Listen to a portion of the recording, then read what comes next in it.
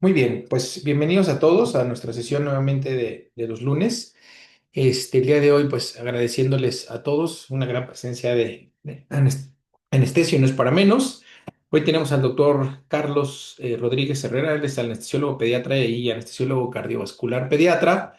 Y bueno, pues nos va a hablar acerca de la utilidad del ultrasonido en el perioperatorio del paciente con cardiopatías congénitas. Sabemos que hoy es una herramienta fundamental pues sí, gran parte de nuestras evaluaciones diagnósticas, terapéuticas y sobre todo también en el trans y perioperatorio. Carlitos, muchas gracias por estar aquí, amigo, nuevamente. Gracias a todos por su presencia. Te cedo la palabra. Adelante. Hola, hola, buenas noches a todos. Gracias por la invitación, como siempre, Charlie.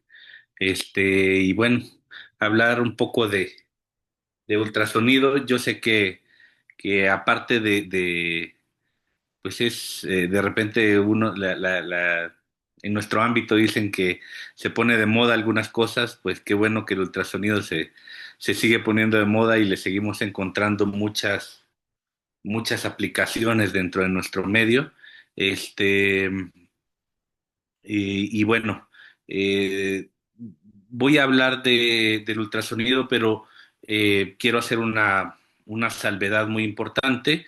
Es que normalmente cuando los anestesiólogos hablamos de ultrasonido se vuelve un tema un tanto extenso porque pues para nosotros se ha convertido en una herramienta primordial para acceso venosos, para bloqueos analgésicos, para coadyuvancia de nuestra anestesia, herramienta diagnóstica y demás. Pero voy a tratar de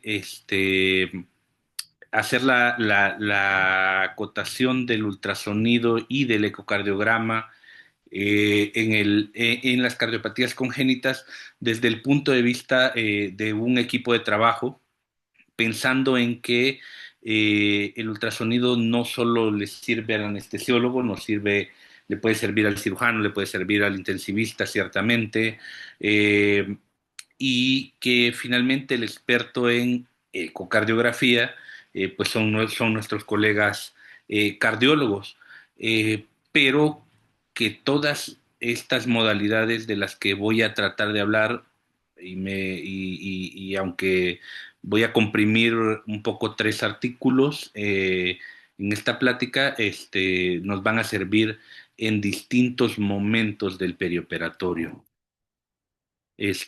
No declaro ningún conflicto de interés, más que de verdad me parece el ultrasonido una revolución en el diagnóstico y el perioperatorio, no solo de las cardiopatías congénitas, sino del paciente pediátrico en general.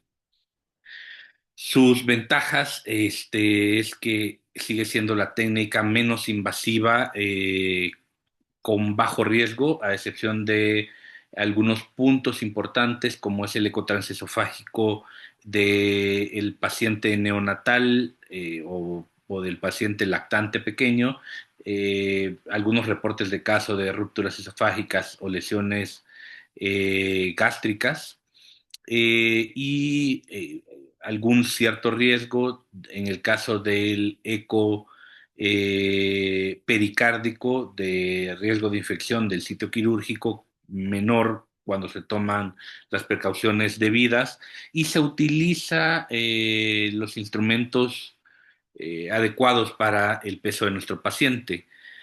Monitoreo dinámico porque es en tiempo real, tanto en el pre, trans y postquirúrgico, y de fácil acceso. Cada vez tenemos a mayor disponibilidad de equipos, tenemos mayor disponibilidad de precios de los equipos, y de formas de adquirir los equipos de ultrasonido, desde el ya famoso Butterfly que eh, cambia un poco la forma en la que se adquieren las imágenes, pero que finalmente es ultrasonido en tiempo real.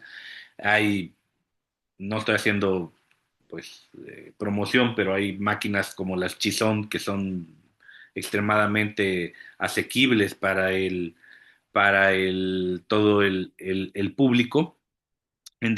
hasta los ya conocidos marcas como Sonosite, Mindray y demás que vamos a encontrar en el mercado, pero que se encuentran con mayor frecuencia en nuestros hospitales.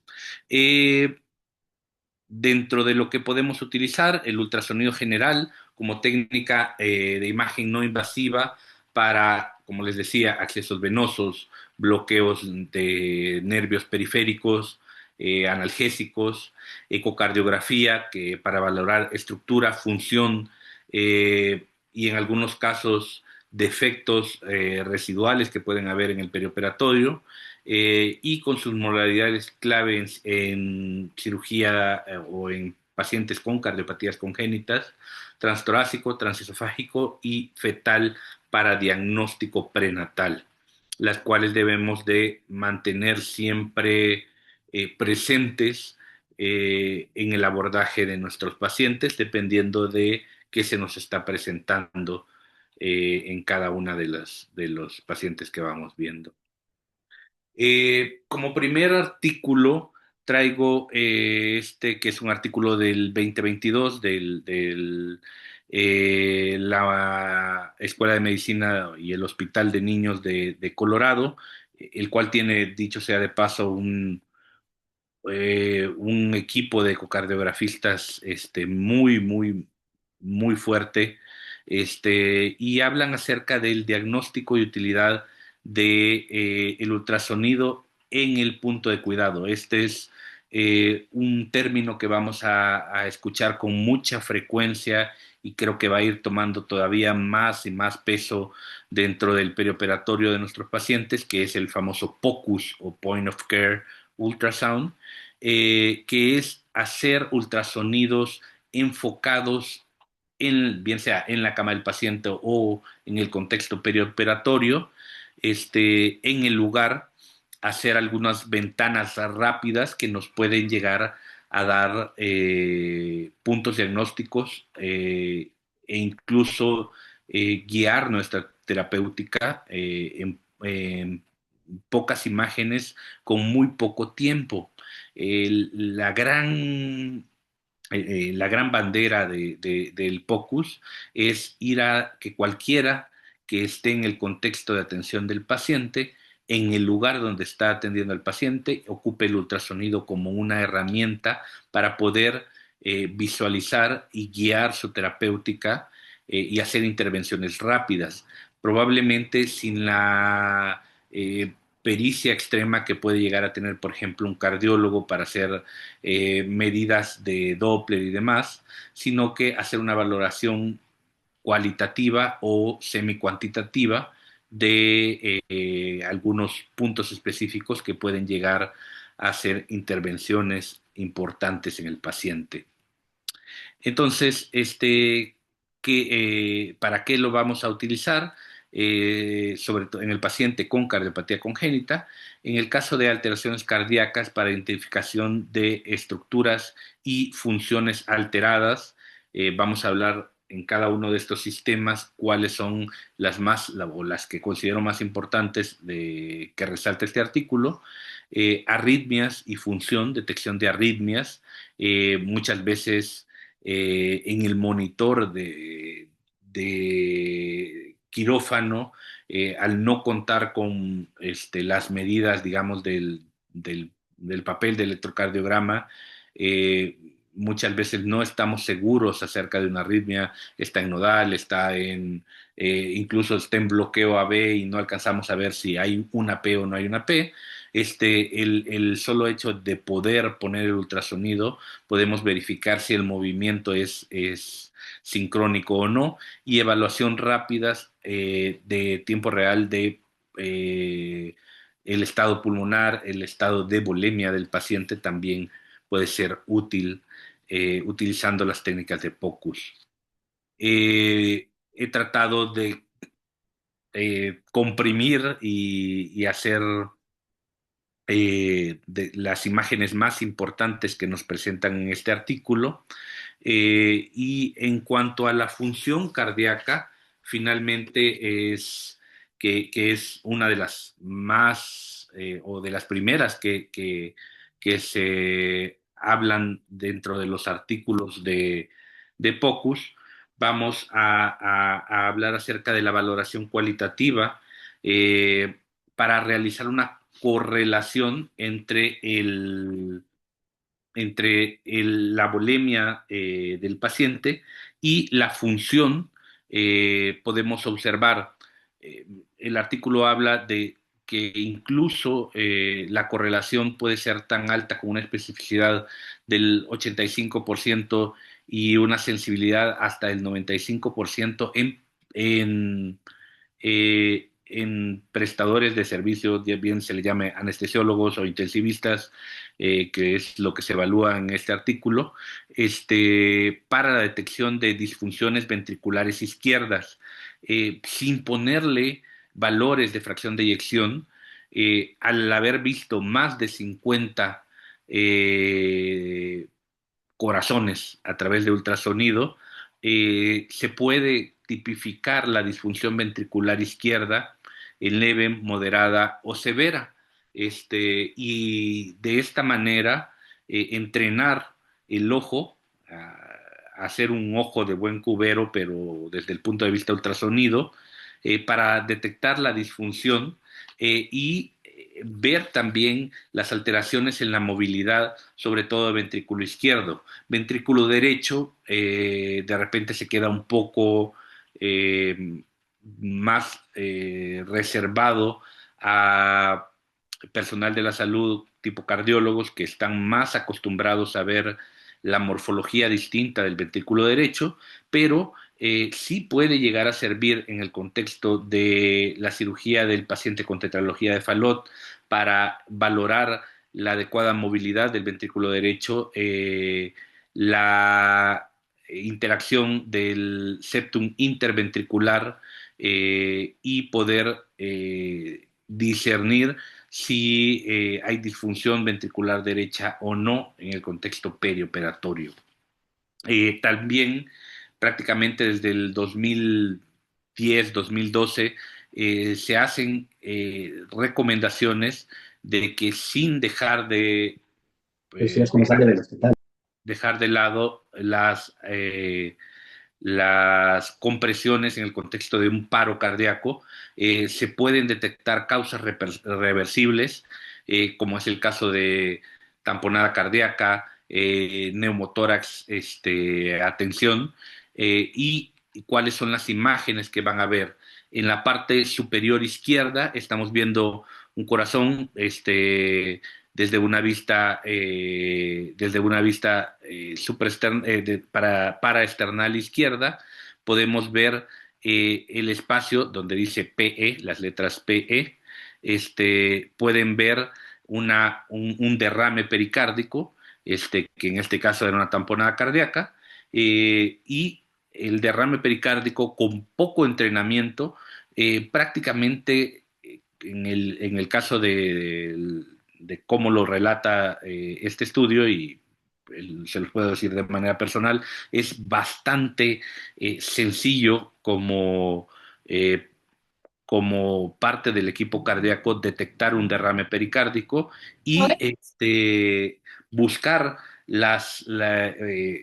al encontrar el derrame pericárdico, buscar el resto de signos que nos pueden llevar a pensar en una tamponada, como pueden ser colapso del atrio en sístole, colapso del ventrículo derecho en diástole, disfunción o distensión exagerada de la vena cava inferior, con mínima variación durante la ventilación mecánica o dentro de la ventilación normal, lo cual puede llevar incluso en un momento agudo de un paro o un preparo, podemos llegar a detectar que la tamponada o una tamponada es lo que nos está llevando a esta situación.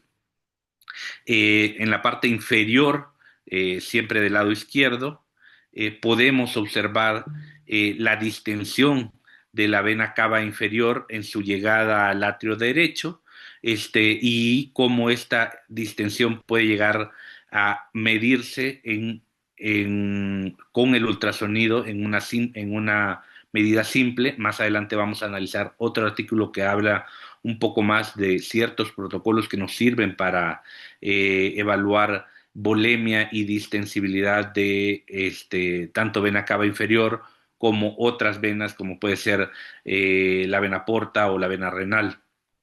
En las imágenes del centro les presento cómo se observa un ultrasonido pulmonar.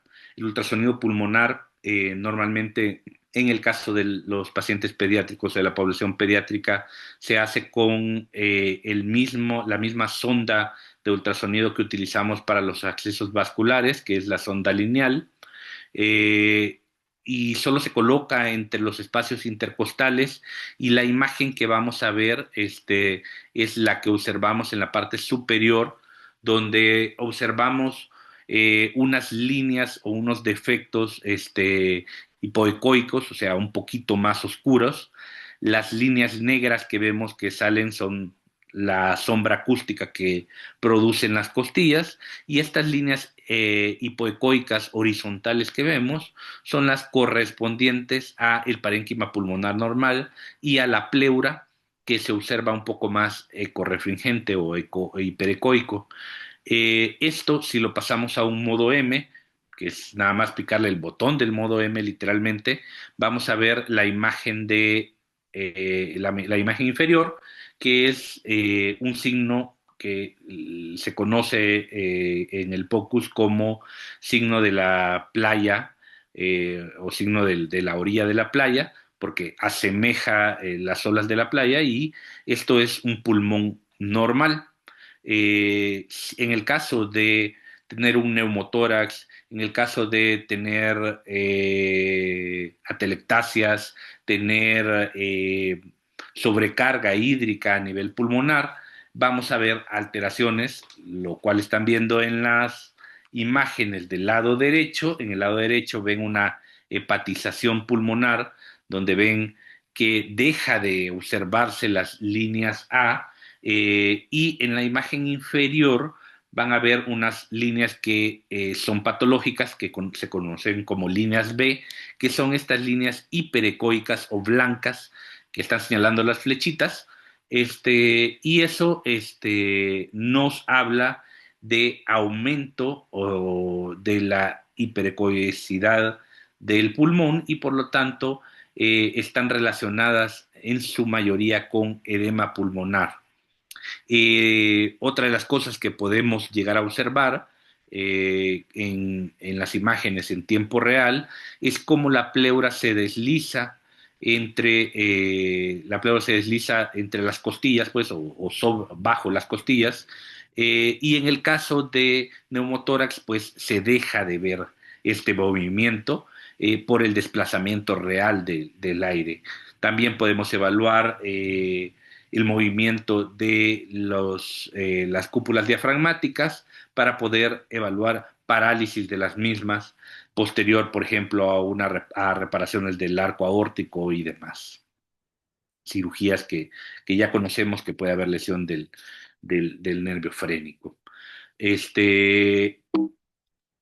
Otra de las aplicaciones que traigo a cuenta es el poder medir en eje corto el cuádriceps femoral, para poder ver en eje corto podemos evidenciar también el edema que podemos llegar a tener hacia tejidos, y de esta manera evaluar terceros espacios donde podemos tener edema preexistente, y optimizar un poco el uso de diuréticos en algunos de nuestros pacientes. Esta última aplicación todavía no tiene validación en niños, pero en adultos sí ya se está utilizando. Eh, También aparece en este recuadro el transductor que utilizamos para cada una de las aplicaciones: cardíaca, pulmonar, diafragmática. Se puede utilizar en cuerdas vocales para valorar también la vía aérea de los pacientes, incluso para verificar la adecuada colocación de la sonda de la sonda de intubación orotraqueal. Este, Voy a saltarme un poco la validación de los líquidos porque traigo a cuenta las siguientes aplicaciones. El manejo hemodinámica para guía de manejo individualizado del paciente. De repente, una de las situaciones que yo siempre comento cuando estamos valorando el paciente es que todo el mundo le dice a uno, la nueva guía de líquidos de ya no se debe hacer a través de un balance hídrico, lo tenemos que hacer a través de metas hemodinámicas, pero de repente no tenemos muy claro cuáles son estas metas hemodinámicas y de repente también no tenemos muy claro cómo individualizar estas metas para mi paciente que tengo al frente. El ultrasonido se convierte en un monitor más de este manejo individualizado de nuestros líquidos y para poder discernir si sigo pasando líquidos o me debo de ayudar de aminas o de vasoactivos para poder optimizar la función miocárdica del paciente. Eh, También se convierte en una técnica segura de elección según el defecto cardíaco, pues, pero para evaluar si hay defectos residuales que impactan en el paciente. Definitivamente, algo que es muy cierto, que en el caso de los anestesiólogos y también de los intensivistas, si hay un defecto residual que desgraciadamente quedó después de una cirugía, por más que le pongamos aminas, líquidos o lo que quiera, si el paciente tiene un defecto residual importante, como clínicos no podemos hacer algo que solo los quirúrgicos nos pueden ayudar y demostrándoles dónde está ese defecto residual para el quirúrgico va a ser mucho más demostrativo qué es lo que debe de ir a abordar. Eh, y por lo tanto también nos lleva a un diagnóstico temprano para identificación de complicaciones intraoperatorias. Traigo a cuenta uno de los protocolos que se está utilizando en la actualidad para el manejo de la bulimia y para valorar la congestión que puede llegar a tener un paciente, sobre todo hacia el lado derecho, pues hacia, de repente, se ha estado utilizando mucho el ultrasonido pulmonar, como les decía anteriormente, para la valoración de la congestión, pero muchas veces esta congestión vista desde el ultrasonido pulmonar, como pueden ver en el recuadro del centro, nos ayuda para valorar el ventrículo izquierdo y la congestión que hay hacia el pulmón, pero no nos ayuda a valorar cómo está la congestión hacia el resto de órganos. Y muchas veces en el posoperatorio del paciente con cardiopatía, lo que nos lleva a disfunción multiorgánica es esta congestión que estamos teniendo hacia el resto de órganos, llámesele riñón e hígado. Que de repente suelen ser los que nos dan un poquito de lata, y cómo el síndrome cardiorrenal puede llegar a desenlaces catastróficos, pero muchas veces no tenemos cómo valorar esta congestión hacia el lado derecho, más que viendo tal vez la vena cava a través de un catéter venoso central, viendo cómo de repente baja el gasto urinario en sonda transuretral, pero cuando llegamos a este momento muchas veces ya estamos contra la pared y necesitamos de más intervenciones. El protocolo VEXUS, que es Venous Excess Ultrasound Score, trata de valorar a través de la distensibilidad de otros lechos venosos cómo esta congestión está afectando nuestros órganos. Y por lo tanto, podemos evaluarlo desde ultrasonido de vena yugular, ultrasonido de vena cava inferior y ultrasonido de vena porta y vena renal, utilizando Doppler. Es en la única ocasión que los protocolos de POCUS, o sea, de ultrasonido en el lugar del paciente, nos llevan a utilizar Doppler. En las demás variaciones, los ejemplos anteriores de los que hablé, si ustedes se fijan, es colocar nuestra sonda y ver una imagen. Y el entrenamiento en esto es eso, ver imágenes, imágenes, imágenes, para reconocer lo anormal y poder buscar a una persona que tenga mayor pericia en ultrasonido, llámesele cardiólogo o ecocardiografista, para poder hacer o guiar nuestras intervenciones como clínicos. La única intervención en la que utilizaríamos Doppler, es decir, en la que utilizamos otra cosa distinta de colocar la sonda en el lugar, es el caso de Vexus, pero incluso en esta es colocar la sonda en el lugar y alinear la sonda de Doppler hacia el vaso sanguíneo que estamos investigando. La verdad que se puede aprender de manera muy sencilla, y en el recuadro de la derecha les pongo el símil de el ecocardiograma con la onda que todos conocemos de presión venosa central, y cómo esta presión venosa central vista en Doppler en los distintos lechos venosos va a asemejar las mismas curvas. De la misma manera que tenemos una onda A en la presión venosa central, tenemos una onda A en Doppler venoso. De la misma manera que tenemos una onda X, aquí se convierte en onda S, y de la misma manera que tenemos una onda Y, aquí se convierte en una onda D, de sístole y diástole, las cuales corresponden al ciclo cardíaco de la misma manera.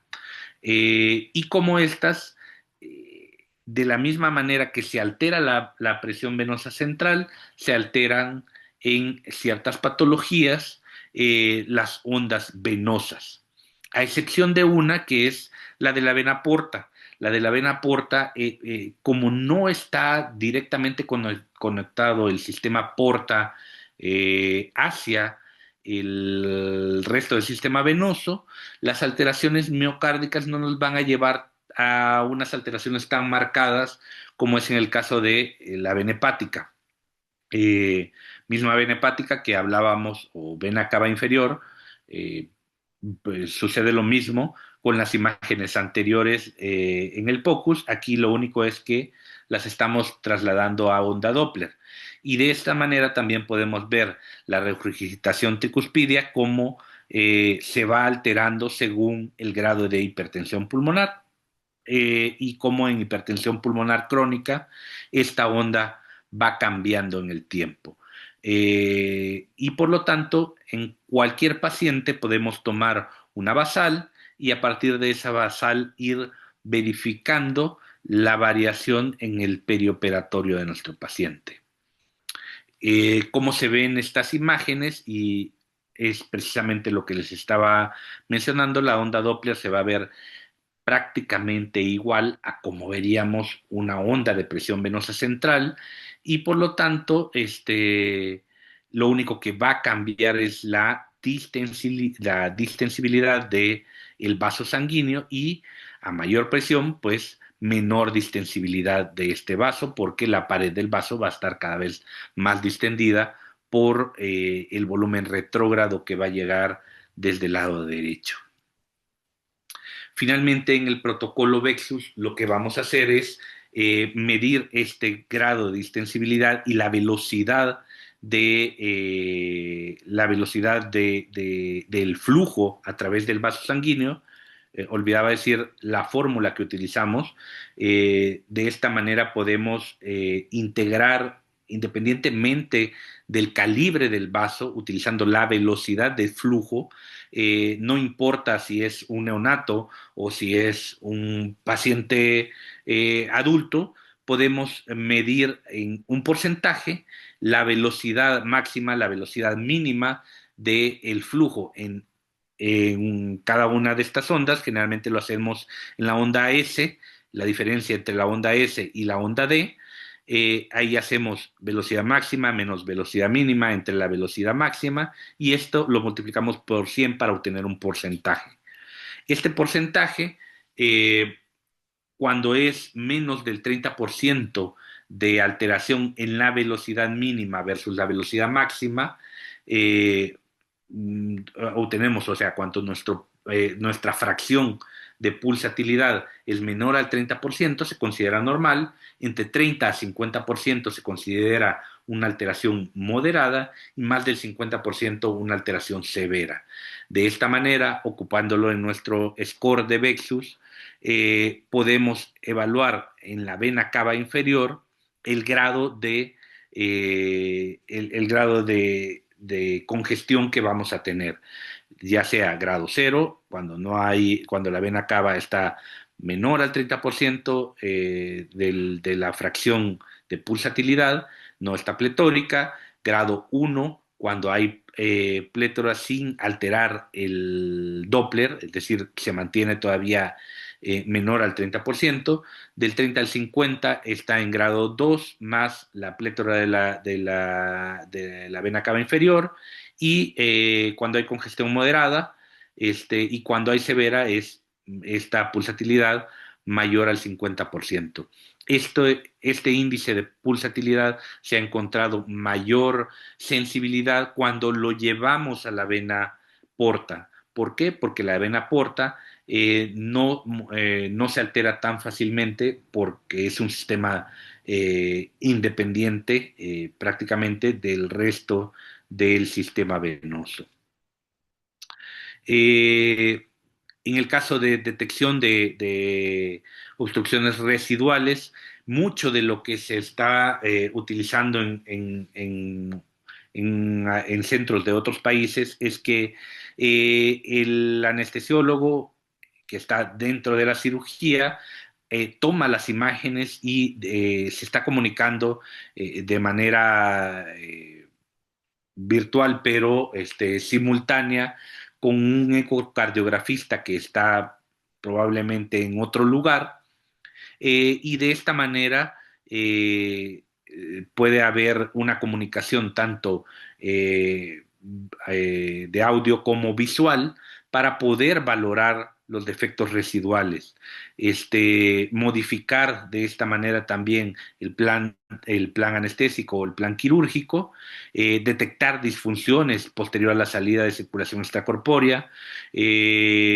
monitorear intraoperatoriamente la necesidad o no de salir o volver a entrar a circulación extracorpórea para modificar alguno de los defectos o evaluar los gradientes de presión, como es el caso, sigue siendo, digamos, el caso más evidente, una reparación de tetralogía de Fallot para poder evaluar digamos, la regurgitación que queda en la válvula pulmonar, o en el caso de canal AB para ver cuál es el grado de alteración que puede quedar en alguno de los componentes valvulares. Finalmente, para esto, el anestesiólogo, en este caso, el anestesiólogo debe de haber recibido alguna formación o debe de tener una formación para poder asistir con las imágenes y poder tomar decisiones. Y esto va a depender del grado de formación que ha tenido en ecocardiografía.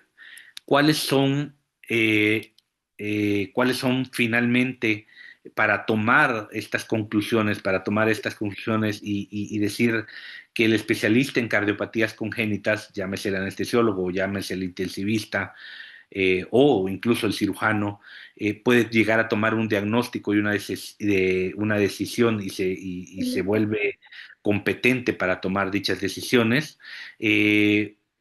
Y finalmente la capacitación en la identificación de estas imágenes es necesaria. Entonces, ¿cuál es el punto de corte en el cual podemos confiar en que las decisiones tomadas por estas imágenes son válidas? Para eso traigo a cuenta algunas recomendaciones y guías de algunas sociedades, traigo a cuenta este artículo, que es, o más bien este consenso de la Española de Cardiología y la Sociedad Española de Anestesiología y Reanimación, pero también van a encontrar guías de las sociedades americanas que también han llegado a consensos acerca de cuál es o qué número de imágenes debe de reconocer el profesional llámese el anestesiólogo, el profesional de la salud, el intensivista, para poder considerarse competente para tomar decisiones acertadas. Y la mayoría coincide en que tiene que tener al menos una formación cercana a 150 casos en los cuales ha identificado cardiopatías congénitas en el perioperatorio para que se considere de un grado 1, es decir, el primer paso para llegar a tomar estas decisiones. Finalmente, en el caso de tanto de las asociaciones americanas como en el caso de la española, ponen 3 grados de pericia para el manejo del ecocardiograma en específico, el ecocardiograma transesofágico. En el caso de la española es muy específica al decir que el grado 1 se obtiene después de una formación de 3 meses en la evaluación de imágenes de ecocardiografía transesofágica después de 150 casos, acompañado con un cardiólogo certificado. Eh, Posteriormente, para los grados 2 y 3, refiere alrededor de 50 imágenes, las cuales ya no son acompañados de forma presencial por el cardiólogo, sino más bien de forma remota, enviando las imágenes o viendo las imágenes en el caso del grado 2 en tiempo real junto con el cardiólogo, y en el caso del grado 3, revisando cerca de 50 casos, entre 25 a 50 casos, posterior a esto. Eh, y de esta manera entregan una certificación para estos anestesiólogos. En el caso de las sociedades americanas, es un proceso bastante similar, con la diferencia de que ellos tienen que atravesar una serie de boards, y en el caso de el uso de POCUS, este board está certificado por la ASA, la Asociación Americana de Anestesiólogos, y en el caso del ecotransesofágico el board es hecho por la Asociación Americana de Ecocardiografistas. Por lo tanto, esta certificación se vuelve válida desde el punto de vista legal. En cuanto a nuestro medio, probablemente el entrenamiento de repente se vuelva un poco menos eh, normado acerca de cuál es el entrenamiento que debemos de llevar, pero ciertamente eh, debemos de llegar a unas pautas similares, espero yo que en un futuro no tan lejano. Es un poco de lo que traía. Me interesa un poco más la discusión de todos, de saber cómo estamos manejando esto en nuestros distintos centros, y, y no sé, hablo un poco ahí el ambiente a que lo discutamos. Gracias. Muchísimas gracias, Carlitos. No, pues muy interesante todo. La verdad es que, como bien lo dices tú, por aquí tenemos a varios de tus colegas que me interesaría mucho saber cuál es la utilidad actual. La experiencia, evidentemente, sabemos que ha ido aumentando, sobre todo en el campo de ustedes, pues, de la parte de cardioanestesia. Entonces, no sé si alguien nos quiera compartir un poquito de su experiencia, de cómo estamos, hacia dónde vamos, qué nos falta.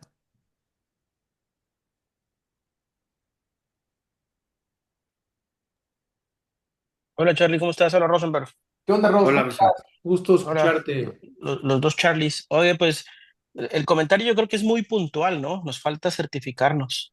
Nosotros como anestesiólogos cardiovasculares debemos de tener la competencia. Mirar, hay que recordar que, por ejemplo, la Sociedad Europea de Anestesia Cardiotorácica y la Sociedad Americana de Anestesiólogos Cardiovasculares les exigen a sus egresados tener la competencia del American Board de ECO para el nivel más alto que ellos tienen. Es decir, para que un anestesiólogo cardiovascular se gradúe como, como cardiovascular, necesita tener la competencia de ECO igual que un cardiólogo ecocardiografista. De hecho, el penúltimo presidente de la Sociedad Americana de Ecocardiografía fue un anestesiólogo, ¿no? Este, entonces es lo que nos falta realmente para nosotros poder tener, para que tu equipo quirúrgico tenga plena confianza en lo que tú estás demostrando. Por ejemplo, imagínate tú, Charlie, en un procedimiento quirúrgico, no sé, un falot como el que mencionó Carlitos, y que digas, tengo gradiente residual, y el anestesiólogo sea capaz de decirte, sí, tienes un gradiente Ah, residual significativo de 50 y bueno, y tú le creas absolutamente lo que él te diga sin necesidad de que el cardiólogo pediatra ecocardiografista venga a tu sala a corroborarlo, ¿ah? Entonces, lo que necesitamos es eso, es la certificación y obviamente implica pues meterte tus estudios, meterte el examen, que no es nada fácil. Y bueno, aquí en México ya varios tenemos la certificación, por lo menos la básica, americana, y que pues eso te da una competencia suficiente como para que el equipo quirúrgico y con la gente que trabajas, confíe en lo que estás viendo y en lo que estás haciendo y midiendo, ¿no? Yo creo que eso es el deber ser. Si bien nosotros no tenemos ni una formación como tal en el país, ni tampoco una eh, evaluación, pues sí podemos hacer lo que hacen el resto de Latinoamérica, por ejemplo, Colombia, Brasil, eh, Argentina, Chile, que tienen un nivel de ecocardiografía más alto en los anestesiólogos que nosotros. Ellos al final de sus entrenamientos hacen las evaluaciones o presionan al anestesiólogo para que haga esta certificación americana o europea, en el caso de Brasil, para poder certificarse, ¿no? Yo creo que hacia allá debemos de ir. gracias, Ross. Oye, y una pregunta. En este contexto, ¿cuál es el curso? O sea, ¿cuál sería la línea académica que debería seguir o deben seguir ustedes para poder ser certificar? Digo, sabemos que el cardiólogo hace el curso de eco, etcétera. ¿Cómo sería la línea en México para que ustedes se puedan certificar? Hacer un curso de eco como tal. O sea, Ok. hay eh, en el anestesiólogo como tal, por eso te digo, en México no existe una evaluación porque no tenemos Creo que te dejaste de escuchar, Ross. también, hacen 2 años de anestesia cardio, ¿no? Y el Ok, segundo año solamente es de eco. ok. Entonces, obviamente salen con su board americano de eco, ¿verdad? Lo que nosotros hemos tropicalizado es hacer cursos en otros lugares. Por ejemplo, está un diplomado español que es bastante bueno, o el de eco crítico aquí mismo en el Chávez, que son buenos, que te dan cierta competencia, que a lo mejor no te dan esa misma capacidad de entrenamiento, porque el contexto de evaluación es otro, pero sí te dan el conocimiento suficiente para que tú vayas y te presentes a hacer el examen americano para ECO, ¿no? El examen americano no necesitas tener un diploma de un fellow, necesitas tener el conocimiento para pasarlo. Y el número de casos, ¿no? Supervisados.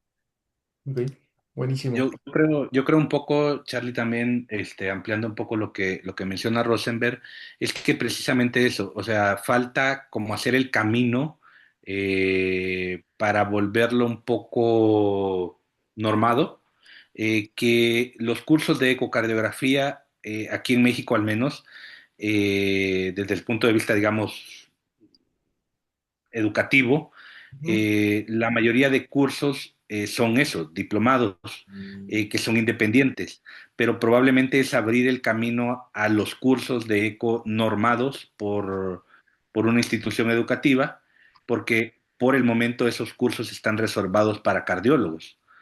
Y de repente por ejemplo, en el caso de nuestro grupo, dentro de nuestra formación sí llevamos una rotación con los cardiólogos que finalmente amablemente nos andan cargando para arriba y para abajo, enseñándoles en el caso de Fabiola, Moisés, etcétera, Héctor, que nos enseñan mucho, pero finalmente no es una educación formal como tal.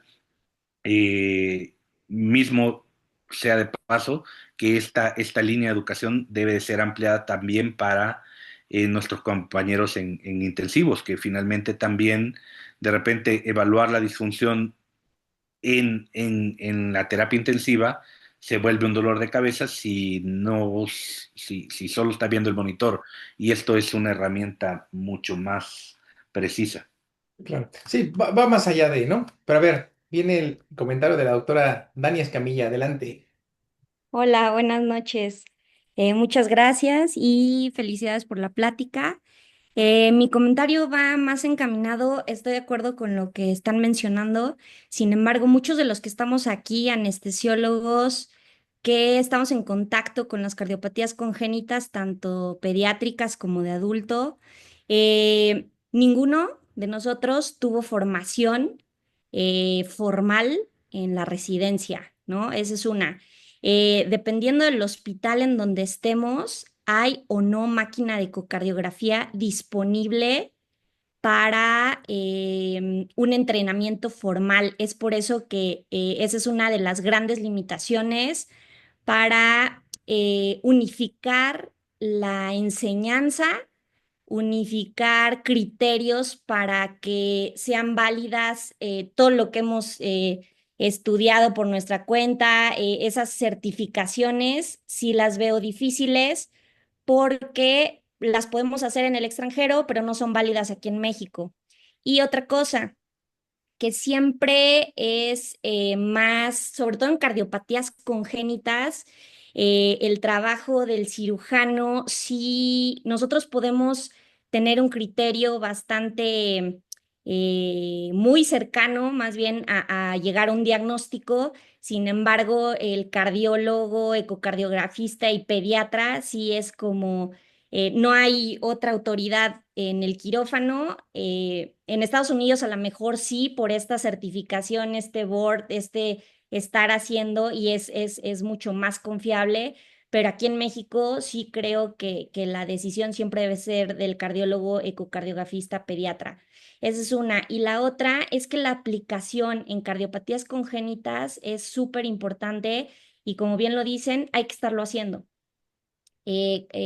Justo para certificarte no hay como, oye, te estuvieron dando clases, oye, ¿quién te dio clases? No, o sea, es el número de estudios que hiciste de una forma ordenada, que los tienes que llevar como en un expedientito, que es lo difícil, que a veces con la carga de trabajo es difícil llevar estos reportes, que esa es una limitación que yo veo, que a veces estás tú solo con un residente y pues es difícil, ¿no? No imposible, pero sí difícil. Y que la sonda esté disponible y precisamente esta ecocardiografía es muy distinta en cirugía cardíaca y en cirugía no cardíaca. Cirugía cardíaca es muy complicado hacer los epicárdicos y lo tendría que hacer el ecocardiografista especialista, ¿no? El pediatra. Y una sonda de ecocardiografía transesofágica sí implica un entrenamiento más especializado y lo que evaluamos nosotros como anestesiólogos es súper dinámico. Entonces, nos sirve tanto para monitoreo como sí para inferir un diagnóstico y corroborarlo con el ecocardiografista, pero estos son como las pequeñas cosas que hacen muy difícil el que se haga una certificación y una unificación de criterios. Y aparte, ¿quién nos va? O sea, esa es la pregunta.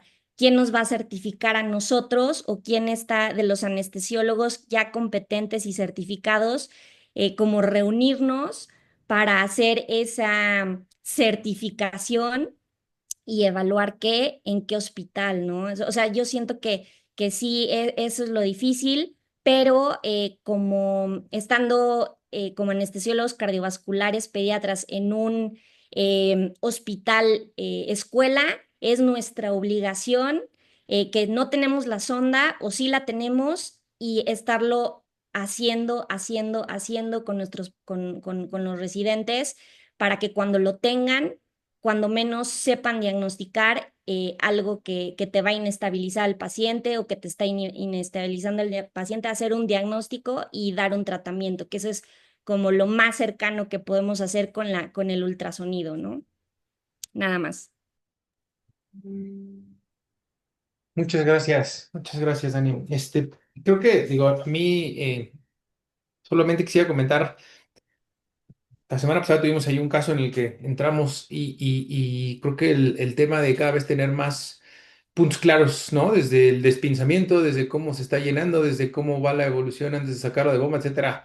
La verdad es que creo que es una herramienta indispensable. Ahora, mi pregunta que me gustaría poner en la mesa es, ¿dónde estamos en el contexto de que evidentemente, ya lo dijeron y a mí me tocó, por ejemplo, en el Infantil de México, en la formación general, como dice Dania, no hay como tal este entrenamiento, ¿no? Sé que muchos de ustedes lo han hecho, como bien lo dijeron ya en algunos otros lugares, pero ¿dónde estamos hoy en los centros de cirugía que hacen cirugía cardíaca congénita con esta herramienta?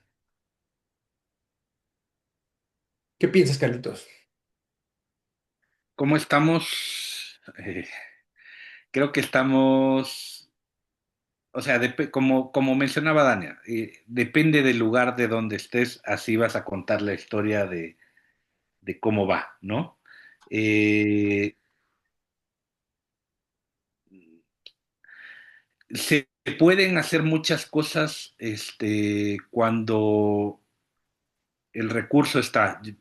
Definitivamente, en el caso de nosotros en Cardias, pues sí tenemos la disponibilidad de ultrasonido de dos, incluso a veces en cualquier momento.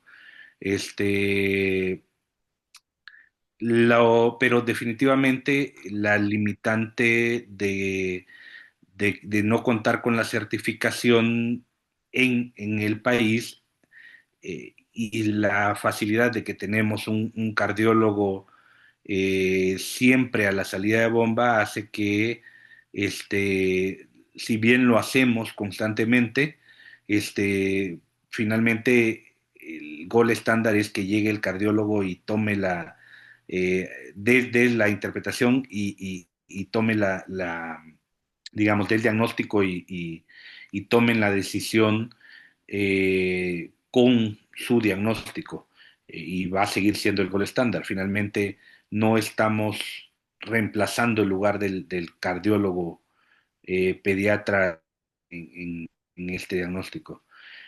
Pero creo que estamos, o sea, no estamos al nivel de hacerlo de rutina como lo menciona Rosenberg en todos los lugares. Me imagino que en algunos de los centros o en casi todos los centros tenemos la disponibilidad de ultrasonido, pero no tenemos.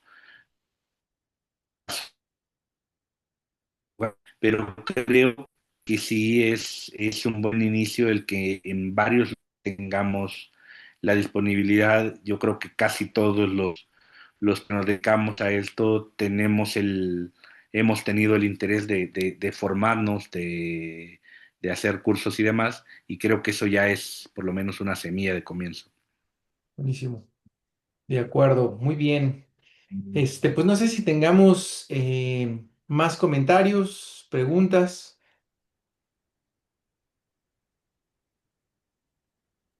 Sí, nada más el último. La relevancia de nosotros como anestesiólogos tener el conocimiento suficiente, podríamos decir que va no más allá o antes de la evaluación completa. O sea, nunca lo que hacemos sustituye a lo que hace el especialista. Sin embargo, no vas a tener al cardiólogo, ecocardiografista, por ejemplo, para guiar una salida de circulación extracorpórea, ¿no?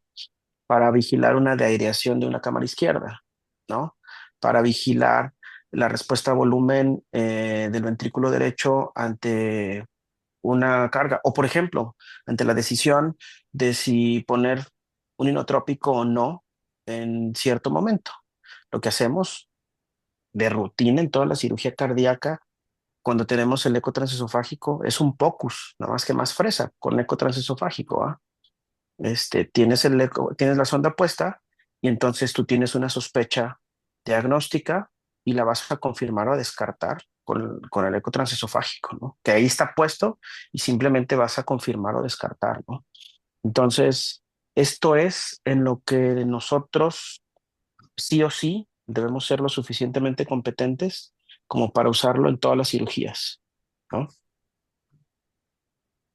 De acuerdo, de Perdón, acuerdo. ahorita que lo menciona Rosenberg, creo que también es un punto a traer en cuenta, y que también lo mencionaba Dania, que si bien son distintos, la aplicabilidad también es para el paciente con cardiopatía en cirugía no cardíaca, y creo que es algo que sí compete, digo, no lo resalté tanto, pero compete mucho al anestesiólogo que está relacionado con cardiopatías congénitas, y es algo que vamos a seguir viendo mucho más frecuente en nuestra práctica diaria. Cada vez tenemos mucho más pacientes que son sobrevivientes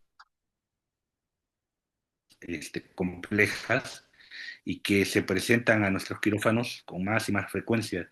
Entonces, no es descabellado pedir una de estas herramientas o hacer alguna de estas intervenciones para el manejo de estos pacientes, porque de repente, ya lo hemos hablado, el paciente con cardiopatía sale bien de repente de su cirugía y se nos muere por un abdomen agudo, o se nos muere en, no sé, en un apéndice o en una colecistectomía, derivado de algunos defectos residuales, o etcétera. Entonces, creo que también es algo que debemos de tener siempre muy presentes. Buenísimo.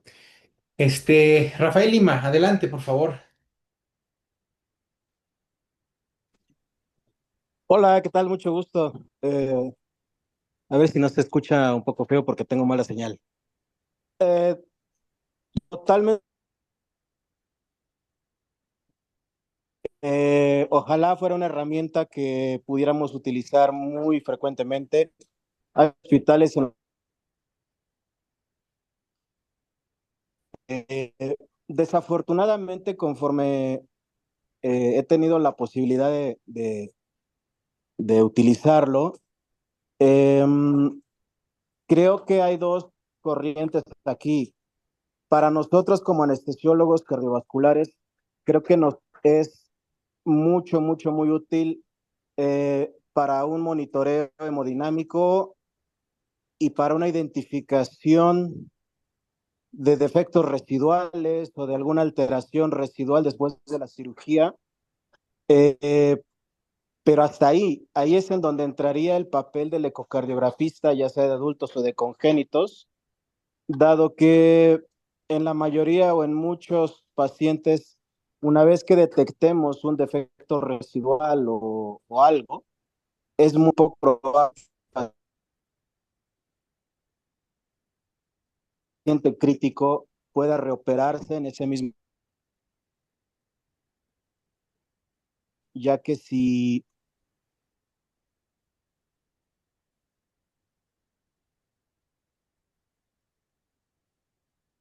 a veces vamos a ver el riesgo de que el aturdimiento miocárdico después de la segunda bomba o tercera bomba no va a ser tan, no va a ser tan fácilmente manejable. Entonces, creo que ahí sobra decir para redundar lo que comentaba Rosenberg y Dani, sí tenemos que tener muy claro los alcances de lo que estamos haciendo nosotros en cirugía, porque definitivamente decir tiene un defecto residual y a fuerzas que reoperar ahorita muchas veces va a meter en problemas al paciente. Entonces, la limitante en México, obviamente, pues es la disponibilidad de estos datos. Entre más tengamos y más lo hagamos, obviamente haremos mucho más experiencia, pero si sumamos esta experiencia limitada a que obviamente no hay organismos certificadores y los mismos cardiólogos, ecocardiografistas, no tienen experiencia en ecocardiografía intraoperatoria en cirugía cardíaca. Entonces, como comentó Dani, realmente nos estamos autoenseñando, Sí, justo. nada más. Muchas gracias, Rafa. Sí, la verdad es que ahí tocaste un punto importante. De repente, lo vemos, ¿no? De repente entra el fellow de eco y le cuesta mucho trabajo el eco transesofágico, ¿no? Entonces, bueno, creo que ese tema también es digno de analizarse y de comentarse. Muy bien. Pues no, la verdad es que es un tema súper interesante. Ahorita justo comentaba eso Luis Martínez. La verdad es que es un tema que da para mucho. Definitivamente es una herramienta que sí va a tener o tiene ya un punto muy importante en la evaluación y en el pronóstico de los pacientes. Y bueno, pues ojalá este entrenamiento y esta certificación llegue pronto porque pues los únicos beneficiados van a ser justo nuestros pacientes, ¿no? Carlitos, ¿algo con lo que quieras concluir? No, no, muchísimas gracias de nuevo por la intervención. Eh, nada, Listo, muy bien. Pues les agradezco a todos su presencia el día de hoy. La próxima semana tenemos al fin ya una plática de perfusión. Martita Serna nos va a presentar por ahí algo de cardioplegia, entonces nos vemos la siguiente. Gracias, Carlitos. Buenas noches a todos. buenas noches, gracias a todos. Bye.